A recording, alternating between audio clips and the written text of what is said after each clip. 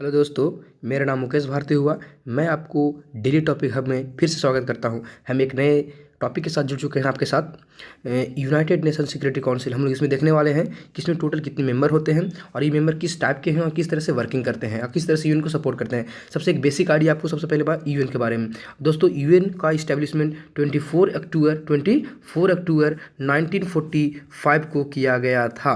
दूसरी बात, इसकी हेडक्वार्टर की बात करें दोस्तों, तो ये आपका न्यूयॉर्क में देखने को मिलेगा। नेक्स्ट बात करें आपको, इसमें टोटल 193 मेंबर हैं। अभी 193 मेंबर हैं और 2 ऑब्जर्वर हैं, एक हॉली सी और एक पैलेस्टीन। अब देखते हैं इसमें मेंबर। तो मेंबर दो तरह से डिवाइड कर दिए गए हैं। एक को बोलते हैं परमानेंट मेंबर और एक को बोलते हैं non permanent member. Permanent member कितने हैं दोस्तों? तो वो 5 हैं। कौन कौन? China, France, Russia, UK and USA. और नॉन परमानेंट मेंबर जो है वो हर 2 साल के लिए चुने जाते हैं। और कहाँ कहाँ चुने जाते हैं ये आपको सामने। अफ्रीका से 3 आते हैं, एशिया से 2 आते हैं, लैटिन अमेरिका से 2 आते हैं, वेस्टर्न यूरोप एंड अदर से 2 आते हैं और ये ईस्टर्न यूरोप से 1 आते हैं दोस्तों। अब ये जो होते हैं हर 2 साल के लिए इलेक्ट किए जाते हैं यूनाइटेड नेशन के जो मेंबर हैं उनके द्वारा।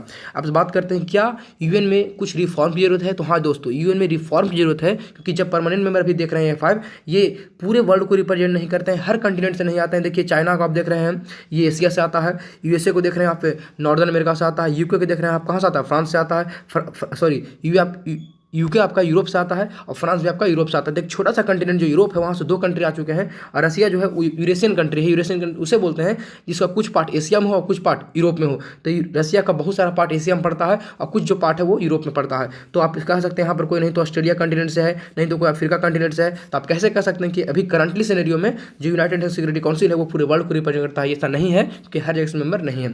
दूसरी बात कि ये जो 5 मेंबर है बाबू, वो इनके पास वीटो पावर का मतलब ये है कि अगर कोई काम करना है आपको तो सब हामी भरेंगे तभी होगा। जैसे कि मान लीजिए कि हमें कुछ मार्केट में गए हैं 5 दोस्तों के साथ, हमें कहीं पर गुपचुप खाना है, तो हम बोलेंगे कि हमको गुपचुप खाना है।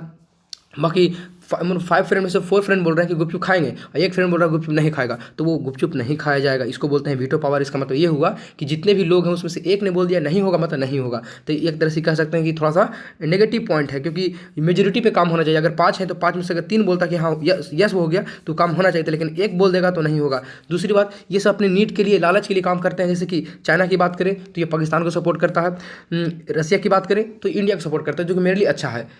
यूएसए की बात करें तो इजराइल को सपोर्ट करता है। तो हर यहाँ पे जितने भी 5 कंट्री हैं वो किसी न किसी को अपने दोस्तों को सपोर्ट करते रहते हैं, ना कि पूरी दुनिया की भलाई के लिए काम करते हैं, दुनिया के जरूरतों के लिए काम करते हैं। दूसरी बात कि इसीलिए इंडिया बार बार बोल रहा है कि हमको इसमें परमानेंट मेंबर का सीट चाहिए, क्योंकि इंडिया का अभी करंट सिनेरियो देखा जाए तो औदा बढ़ गया है, तो जरूरी है।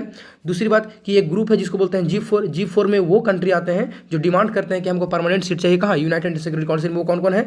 जापान है, इंडिया है, उसके बाद आपका ब्राज़ील है और उसके बाद आपका जर्मनी है। तो ये 4 कंट्री वैसे हैं G4 में जो डिमांड करते हैं कि हमको यूएन में क्या चाहिए? सीट चाहिए परमानेंट, जो कि जरूरी है, क्योंकि पूरे देश को रिप्रेजेंट, पूरे वर्ल्ड को रिप्रेजेंट करना है तो सिर्फ 5 कंट्री पूरे वर्ल्ड को रिप्रेजेंट नहीं कर सकते हैं। तो उम्मीद करता हूं कि वीडियो आपको अच्छा लगा होगा। अगर अच्छा लगा तो सब्सक्राइब, लाइक और शेयर करें। धन्यवाद। Thank you. जय हिंद।